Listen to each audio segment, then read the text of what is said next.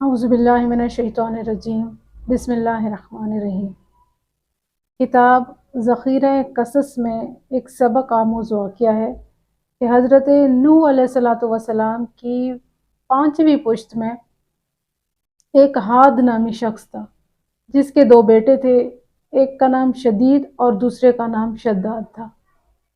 شدید کے اس دنیا سے جانے کے بعد شداد کو اللہ تعالیٰ نے بے پناہ دولت سے نوازا۔ بہت زیادہ جائیداد اس کے پاس تھی، اتنی دولت، اتنی بادشاہی کہ 400 بادشاہ بھی اس کے بادشاہی میں آتے تھے، یعنی وہ ان 400 بادشاہ کے اوپر بھی حکمران تھا۔ جب اس کے پاس اتنی دولت جمع ہو گئی، اتنا بڑا بادشاہ، بادشاہوں کا بھی بادشاہ بن گیا، تو وہ خدائی کا دعویٰ کرنے لگا، اپنے آپ کو خدا سمجھنے لگا۔ تو اللہ تعالیٰ نے اپنے ایک نبی کو، اپنے ایک پیغمبر کو بھیجا شداد کی طرف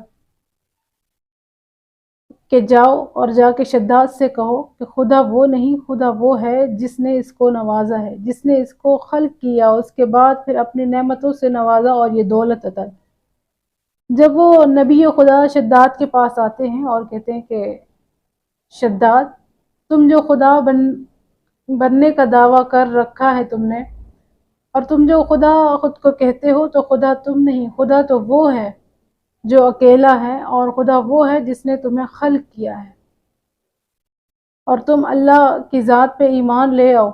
تو شداد اس نبی خدا سے پوچھتا ہے کہ اے نبی خدا، اگر میں اللہ کی ذات پہ ایمان لے بھی آتا ہوں، فرض کریں، تو اس سے مجھے کیا جزا ملے گی، اس سے مجھے کیا ملے گا؟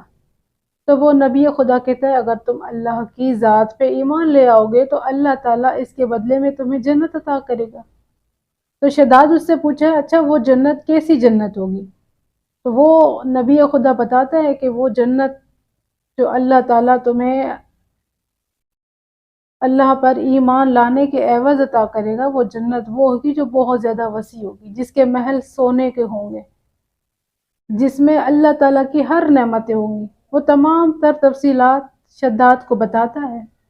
شداد کہتے ہیں صحیح ہے، اگر یہ سب کچھ مجھے ملنا ہے اللہ پر ایمان لانے کے بعد، اتنا اختیار تو میرے پاس بھی ہے کہ ایسی جنت تو میں بھی بنا سکتا ہوں۔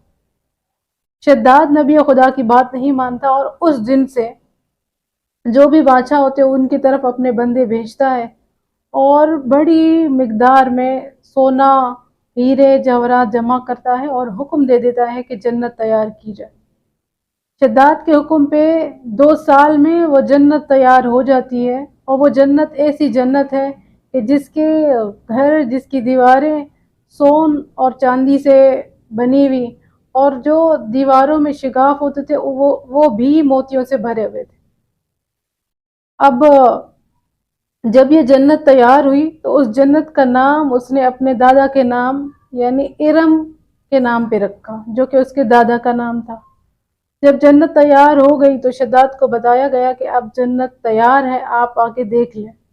بہت بڑی جنت بنائی گئی، اس نے ایسی زمین لی جو ہر حوالے سے موزون تھی۔ بتایا جاتا ہے کہ اس جنت میں 1000 محل تھے، اور 1000 محل کے سامنے ایک درخت تھا، وہ درخت جس کی ٹہنیاں سونے اور چاندی سے بھری ہوئی تھی، جس کے پتوں کی جگہ پہ موتی لگے ہوئے تھے۔ اب جب یہ تیار ہوتا ہے جنت میں جانے کے لیے، تو اپنے جاہ و حشم کے ساتھ بندے لے کر جب یہ جنت کے دروازے پر پہنچتا ہے، اس کا ایک پاؤں جنت کے باہر اور ایک پاؤں جنت کے اندر، جو کہ اس نے اپنی بنائی ہوئی ہوتی ہے جنت۔ ایک پاؤں باہر ہوتا ہے اس کا، ایک پاؤں اندر ہوتا ہے۔ تو اس نے ایک بھیانک آواز سنی اور ایک بھیانک چہرہ دیکھا، اور یہ پوچھنے لگا تم کون ہو؟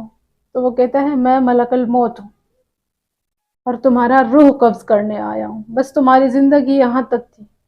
تو شداد کہتا ہے مجھے تھوڑی تو مہلت دو، جو جنت میں نے بنائی ہے وہ میں اپنی آنکھوں سے دیکھ لوں۔ تو ملک الموت کہتا ہے نہیں، مجھے اللہ کا حکم ہے کہ تمہاری روح ادھر ہی قبض کروں۔ تو دیکھیں یہ ایک واقعہ ہمارے لیے سبق آموز ہے کہ شداد جیسا بادشاہ جس کو اللہ تعالیٰ نے اتنی دولت دی، اور پھر وہ اپنی دولت اور طاقت کے نشے میں اللہ کی ذات کو ہی بھولا بیٹھا، وہ خود کو خدا سمجھنے لگا، لیکن اور یہ جنت اس کے کام نہ آئی، یہ دولت اس کے کام نہ آئی۔ لہٰذا ہمیں بھی چاہیے کہ اپنے دولت پہ، اپنی طاقت پہ کبھی فخر نہ کریں، بلکہ جو دولت اللہ تعالیٰ نے ہمیں عطا کی ہے اس پہ اللہ تعالیٰ کا شکر بجا لائیں۔